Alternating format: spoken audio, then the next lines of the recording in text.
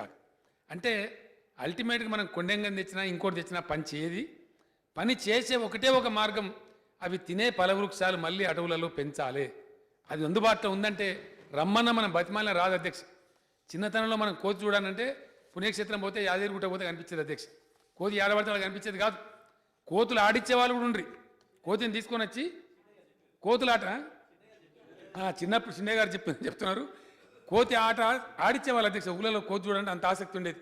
కానీ వీళ్ళు ఎక్కడ పడితే అక్కడ శేషగిరిరావు గారిని కోతులు కడితే హాస్పిటల్ పాలైందని కిషన్ రెడ్డి గారు చెప్పారు హైదరాబాద్ నగరంలో. అంటే ఈ పరిస్థితి కొంత తమాషగా అనిపిస్తున్నప్పటికీ 100% నిర్లక్ష్యం చేస్తే మటుకు రేపటికి పెద్ద పెను ప్రమాదం అవుతుంది. ఈ బయోడైవర్సిటీ లేకపోతే వాతావరణ పర్యావరణ సమతుల్యం దెబ్బతింటే మనిషి జీవించలేని పరిస్థితి వస్తుంది. కాబట్టి మనం ఎంత డెవలప్ చేసినా, ఎంత వెల్త్ క్రియేట్ చేసినా, ఎంత ఇన్ఫ్రాస్ట్రక్చర్ క్రియేట్ చేసినా జీవించగలిగే పరిస్థితి ఉంటే